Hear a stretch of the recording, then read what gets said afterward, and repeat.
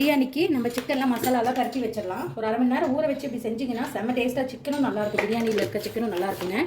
நான் வந்து 3/4 kilo chicken எடுத்துருக்கேங்க. ஒரு ஸ்பூன் வந்துட்டு ரெட் சில்லி பவுடர் போட்டிருக்கேன். இது கூடவே கேர்டு ஒரு 2 டேபிள் ஸ்பூன் போடுறேங்க. மீதி அதில் போட்டுக்கலாம். 2.5 ஸ்பூன் போட்டிருக்கேங்க. கூட மல்லித்தலை கொஞ்சமாக போடுங்க, அதிகமாக வேண்டாம். புதினாவும் அதே மாதிரி கொஞ்சமாக ஒரு 10 தலை போட்டிங்கன்னா போதும், ரொம்ப நிறையா போடக்கூடாது.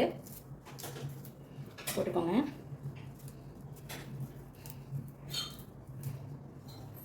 உப்பு நான் வந்து அரை ஸ்பூன் வந்து சால்ட் உப்பு எடுத்துக்கிறேங்க.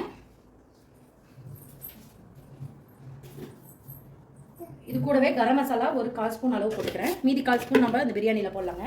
இதை நல்லா மிக்ஸ் பண்ணி எடுத்து வச்சுக்கோங்க. இது நல்லா ஊறணுங்க சிக்கனில்.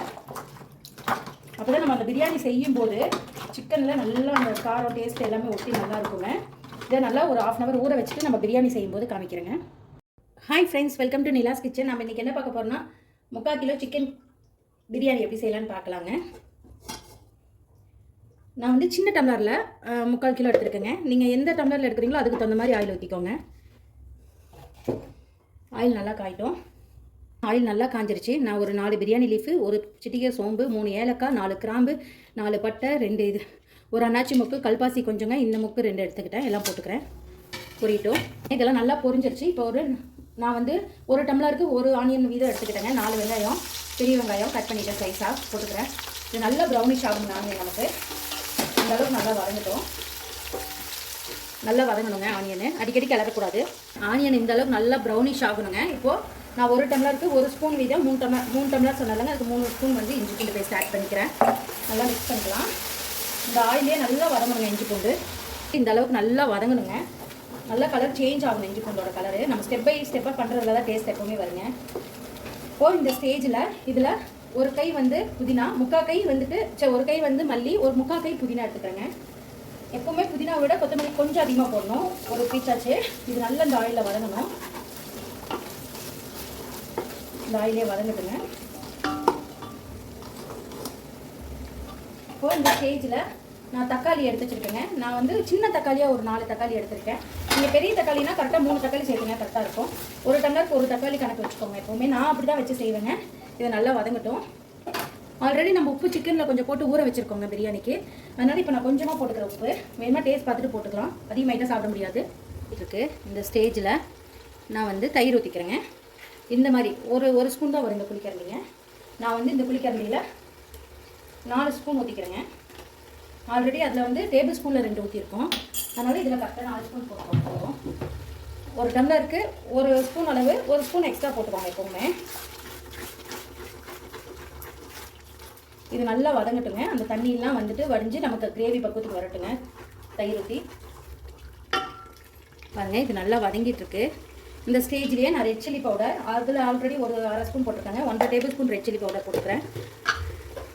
ஒரு 1/4 ஸ்பூன் அளவு கரம் மசாலா அதில் ஆட் பண்ணியிருக்கேங்க. அதனால் இதில் ஒரு அரை ஸ்பூன் கரம் மசாலா ஆட் பண்ணிக்கிட்டேங்க. அவ்வளோதான். வேறு எந்த மசாலாவும் நம்ம ஆட் பண்ணல. இந்த ஆயிலே நல்லா வதக்கலாம்.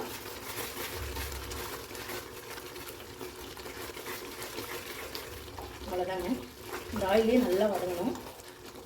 நமக்கு எந்த ஒரு கலருமே நம்ம ஆட் பண்ண வேண்டியது இல்லைங்க. இந்த கலரே கரெக்டாக இருக்கும். இந்த ஸ்டேஜில் ஆல்ரெடி மேக்னேட் பண்ணி வச்சுக்கொள்ளுங்க சிக்கன். அதை போட்டுக்கலாம். ஒரு 1/2 hour நம்ம ஊற வச்சலங்க. அதை போட்டு நல்லா மிக்ஸ் பண்ணிக்கலாம்.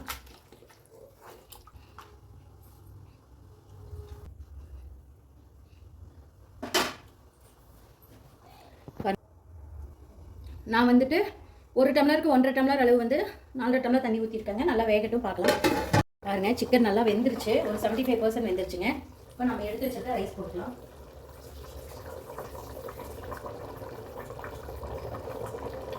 நான் எடுத்து வச்சுக்க ரைஸ் போட்டுக்கிறேங்க.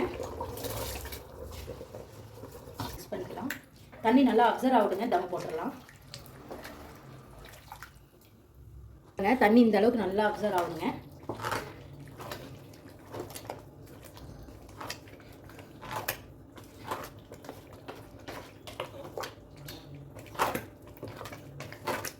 பாருங்கள், நல்லா அப்சர்வ் ஆகிடுச்சு. இப்போ நான் தம் போட்டுக்கிறேன். க்ளோஸ் பண்ணி வச்சுட்டுங்க.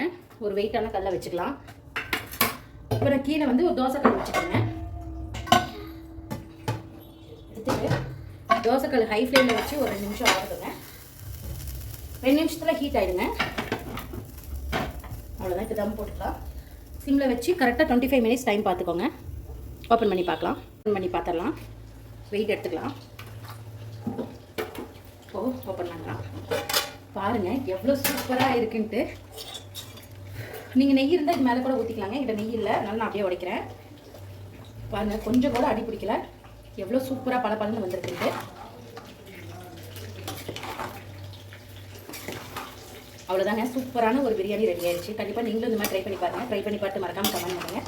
இந்த வீடியோ பிடிச்சிருந்தா லைக் பண்ணுங்கள், ஷேர் பண்ணுங்கள், மறக்காமல் சப்ஸ்கிரைப் பண்ணுங்கள். என்னோட மறக்காமல் ஃபேஸ்புக் பேஜையும் இன்ஸ்டாகிராம் பேஜையும் ஃபாலோ பண்ணிக்கோங்க. ஒரு அருமையான சிக்கன் பிரியாணி ரெடிங்க. தேங்க்யூ ஸோ மச் ஃபார் வாட்சிங். பை.